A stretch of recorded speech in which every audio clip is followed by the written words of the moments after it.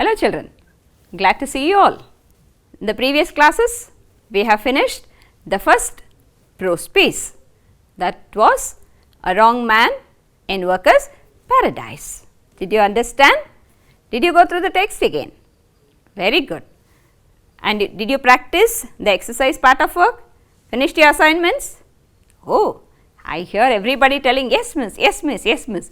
Fine, you are all at home. You should have worked on the exercise part of work as well, and you have understood the lesson. With this, today we shall go to the poetry piece. You all love poems? Yes? Yes children. And in your textbook, the first poem is To a Pair of Sarus Cranes. Look at the cranes here. How beautiful they look. Is it not? Yes. It's the first poem on page number 88 is To a Pair of Sarus Cranes by Manmohan Singh. Shall we read the poem? Are you all ready? I want you all to have a textbook, your English textbook, part 1, fine. Open page number 88, have a notebook as well and a pen or a pencil. Note down. Yes children. So, we go to the poetry piece, poem 1, To a Pair of Sarus Cranes.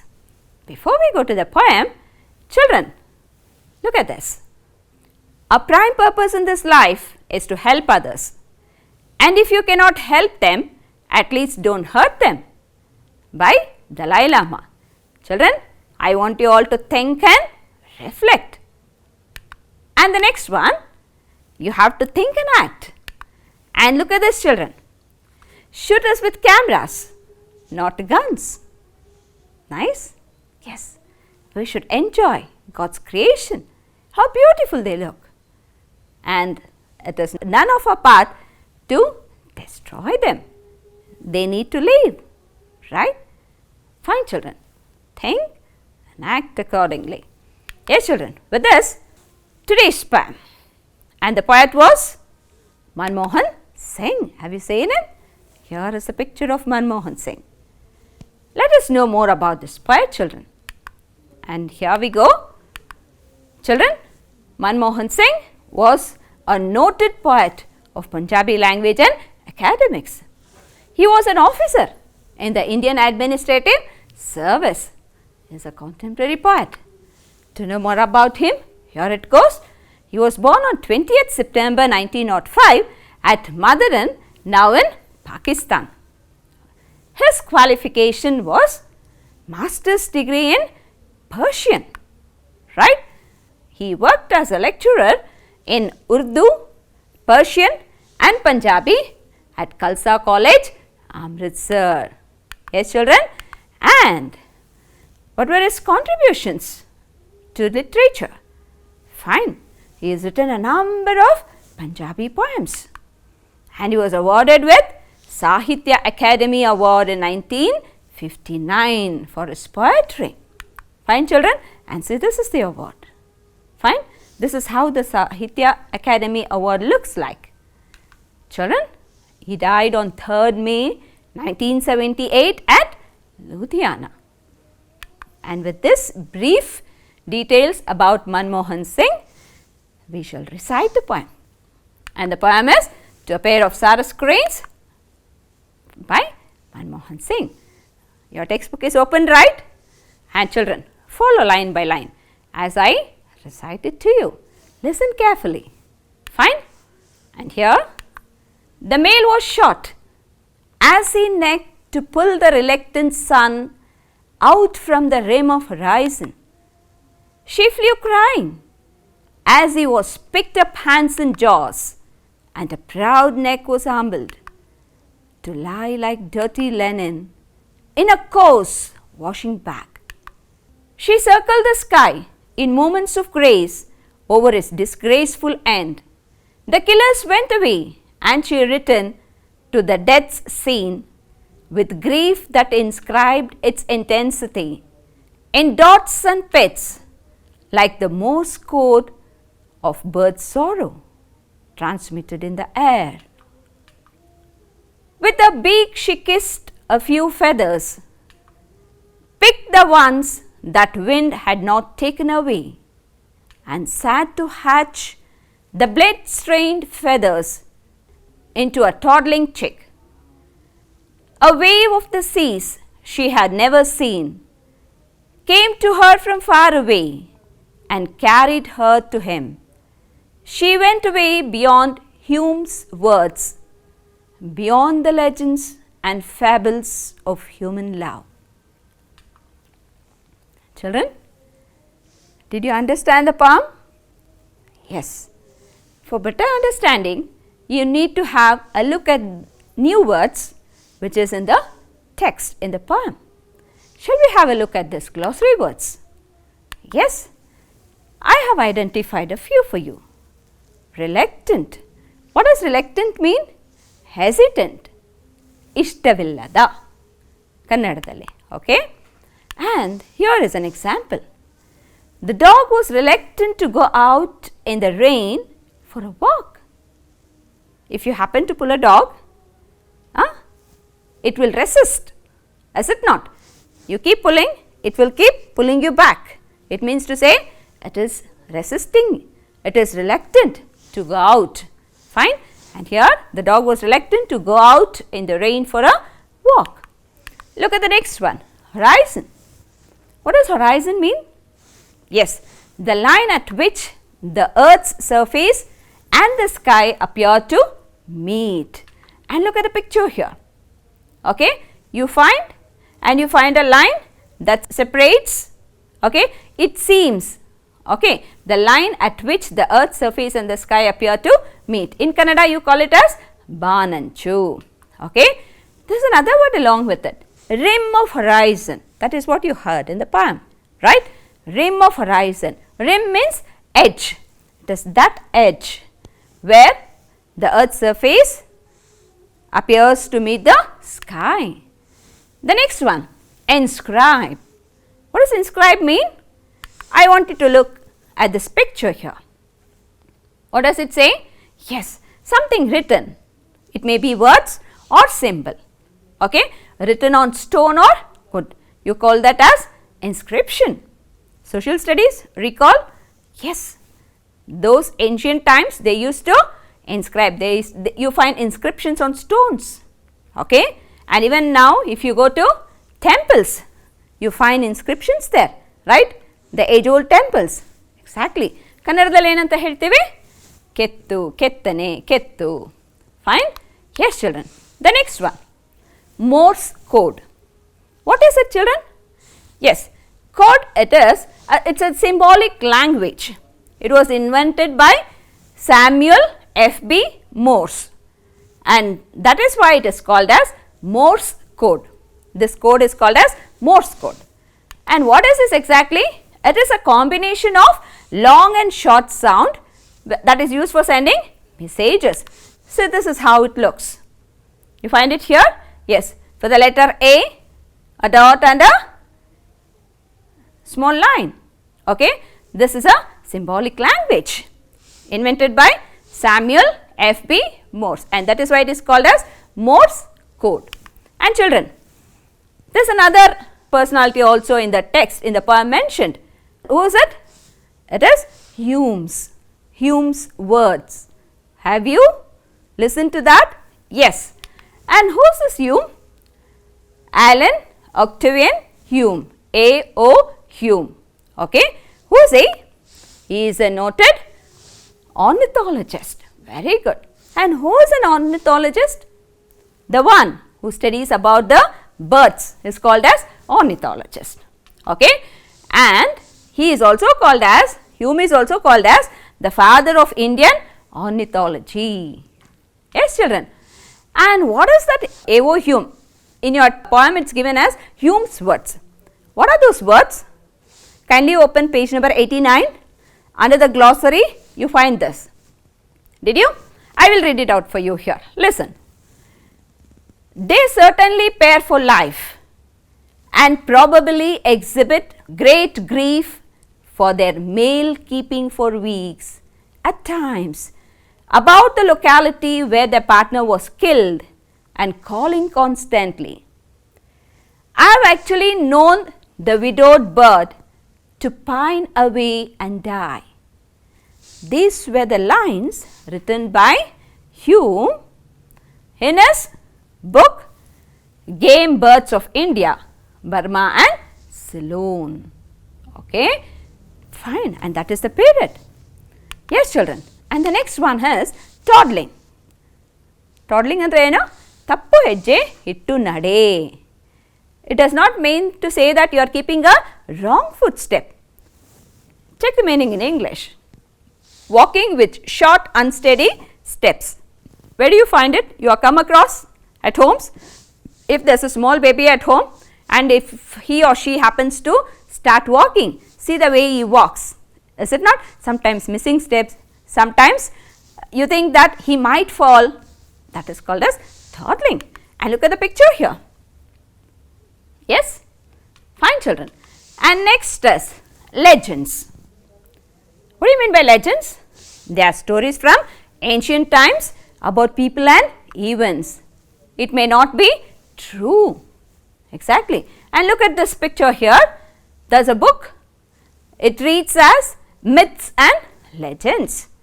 And look at the next one, children. It is another book. It reads as Greek Myths and Legends. Fables. What does fable mean? A short story typically with animals as characters, and it conveys a moral. Exactly. ಕನ್ನಡದಲ್ಲಿ ಏನು ಹೇಳ್ತೀವಿ? ನೀತಿ ಕಥೆಗಳು. Is it not? And look at this picture. The book on Aesop Fables, the Clever Donkey, and another one, Panchatantra stories. Don't you enjoy Panchatantra stories? Have you read stories from Panchatantra?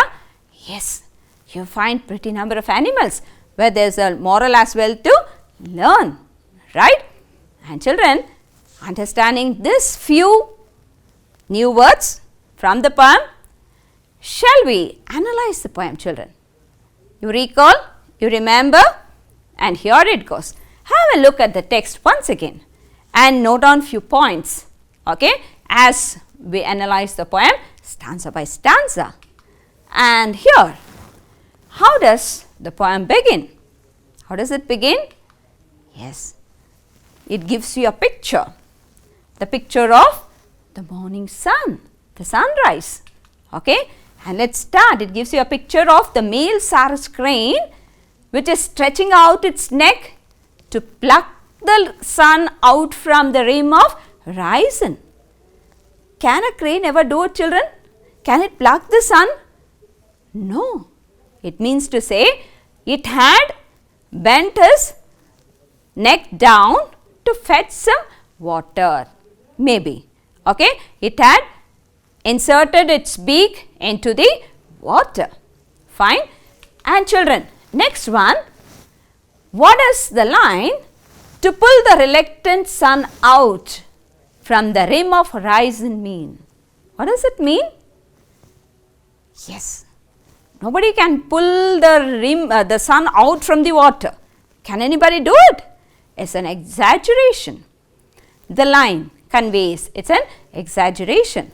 And here listen, the underlined line, that is to pull the reluctant sun out from the rim of horizon, okay, it's a figure of speech, that is hyperbole. It is used to highlight the particular point through some exaggeration, right? And what does it describe? The bent neck of the bird, that is the male saros crane, and its eager movements are thus shown in this line. The bent neck of the bird into the water is shown in this way, as though it is trying to pull the sun out from the rim of horizon. And children, go to the next one. Why did the female saros crane fly crying? Why did it go fly? Why did this crane fly crying, children? Exactly, because its mate, the male crane, had died. When did it die? The hunter had shot it when it was trying to dip its beak into the water, is it not? And the female saros crane had seen its mate dead, so it was filled with grief. And what did it do? It started crying. See, later after the death, what did the hunter do? He picked the bird, the dead bird, and he flung it into the coarse washing bag, the rough bag what he had carried to carry the dead bird. He put it inside that, and he carried it and threw it as though it was a dirty piece of linen, is it not? He threw it inside the bag. The female crane had seen all this, and that is why it started crying. Why? Because it had lost its partner. Fine? Yes. And then look at the next one. What did the female bird do after the hunter left the place? The hunter picked a bag and he had left the place along with the dead male crane, is it not? What did the female bird do then? Yes, it came down. It came to the spot where the hunter had lifted the dead male Sarus crane. The hunter had picked the dead crane, okay, and he left the place. The female Sarus crane was heartbroken. It comes to the place, and what did he do? The female crane, it circled the sky with grace, mourning over the disgraceful end of its partner. It returned to the death scene, whining for compassion. How did it wail? With short and long wails. It resembled the Morse code. Yes, children. Go to the next one. What does the poet mean by inscribed its intensity in dots and picks? What does it mean? Yes, he compares the shrill cries of the female bird, okay, with dots and pits of Morse code. You have seen the code there, right? And it also says, the poet also tells that one needs to have a keen ear to understand the grief that is expressed by the female Sarus crane. Is it not? And children, the crane was so filled with grief, it starts weeping, right? And look at the next one. How does the poet bring out the agony and desperation of the female bird? The female bird, what does it do? It wails over the death of the partner. And see, look at its love. She kisses the blood-stained feathers of her mate that the winds had not carried away. Okay, few feathers were there. It wails over the blood-stained feathers. Later, what does it do, children? Exactly. It sits down on them as if to hatch them. Okay, and so that its mate will come back to life. It thinks, if I sit on this, and it might hatch, and I might have my mate back to life. Okay. How does the poet describe the end of the bird? The female Sarus crane has lost its mate. The hunter had taken away. Does it also die? Yes. Look at how the poet describes the death of that bird. As it sits on the blood-stained feathers, hoping that her mate may come back to life, she forgets to eat and drink. With grief, she cries and forgets to eat and drink, and thereby the bird dies with sorrow. It is described like the waves takes her away to where the mate lies, to where she can meet the mate. The wave of seas carries away. The last stanza, do you recall? Yes, there the poet conveys that the bird also dies out of grief, without food and water to drink. She doesn't take anything. Thus the bird goes beyond the ornithologist Hume's words, that is, they pair for life. Yes, children, what is the message of this poem then? We have spoken about this in the first. You should not harm wildlife. You should not harm any bird or animals. See, it gives a wonderful touching account of the love of Sarus cranes. Is it not? And it can be considered as a ode to this pair of Sarus cranes. Why? What do odes convey? Yes, they celebrate the laudatory qualities of their subjects. And children, with this, we complete the poem piece. Have you understood?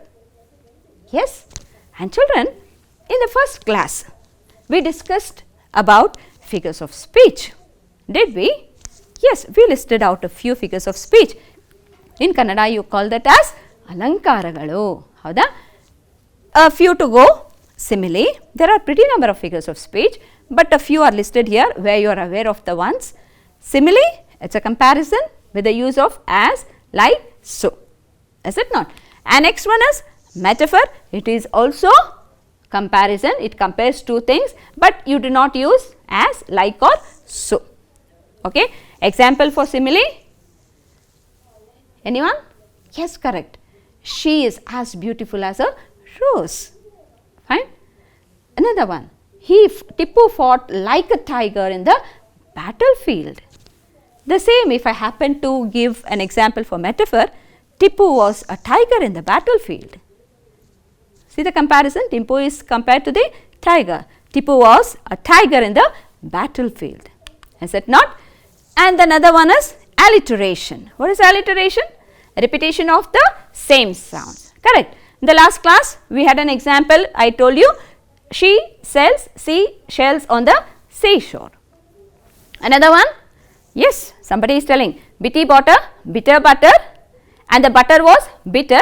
To make the bitter butter better butter, Bitty bought a better butter.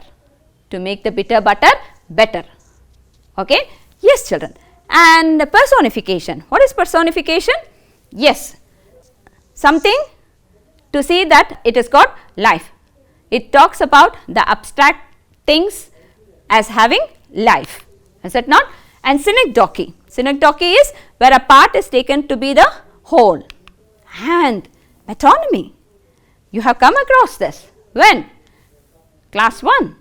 When we were working on the exercise part of A Wrong Man in Workers' Paradise. Is it not? Recall that. And children, for today, you have got another figure of speech, that is, yes, I had already quoted it in one of the question, hyperbole, right? But before that, I want you to recall what are figures of speech. What is it? A figure of speech is a word or phrase using figurative language. Is it not? Look at this example here. She cried so long that she made a lake. Imagine anybody crying and you create a lake. This lake, is it? No. And look at the next example. Look at this man. I'm so hungry. I could eat a horse. Look at him. He's so hungry and he is ready to eat a horse. I could eat a horse. See, it conveys something that you cannot imagine. It's an exaggeration, you say that. Fine. And look at this one. My backpack weighs a ton. Aha. And it's an exaggerated statement. What do you call all this, children? Yes, statements of exaggerations. Okay. It may be for humor. You call that as hyperbole. Fine. And look at this example. Look at the man. You're as skinny as a rail. One complains. The other one replies, and you are a mountain. Nice? Enjoying? Yes. And children, they are all hyperbole. And what is an hyperbole? It's a figure of speech that uses exaggerations to express strong emotion, to make a point, or to evoke humor. Fine? It is not intended to be taken literally. Yes? And children, if you have understood this, figures of speech, you will list out a few more figure of speech in the poem. I have not done it for you. It's your part of work. What will you do? You will list out all the figure of speech you come across in this poem to a pair of Sarah's cranes. Will you do it? Yes, list out. And you should also give some more examples along with the ones in the text. Will you do it? You have to. And children, along with that, you have got assignment to do as well. And you will have to answer these questions. Look at the first one. How was the majestic neck humbled by the hunter? Second one, a wave of the seas, and a wave of the seas she had never seen came to her from far away and carried her to him. Remember the last stanza? Yes. What does the wave of the sea refer to? I have given you a hint while I was analyzing. And what is the figure of speech used in this extract? Okay, identify the figure of speech rightly. It is easy. Okay, we had just now when we were recalling about the different figure of speech you have studied. I have quoted. Fine, recall what it is exactly. Will you do it, children? Yes. Please, along with this, you are supposed to work on the exercise work also given after the poetry piece. You have a project to do. Take out your books. After the class, you have no other classes. Start working on the exercise part of work and also prepare some projects that is mentioned in your exercise. Will you do it, children? Do it neatly and submit it to your subject teacher for assessment. Yes, children. And with this, we complete the first poem in your textbook, that was on page 88. Work on the exercise work, children. Okay? Stay home, stay safe. Thank you, children.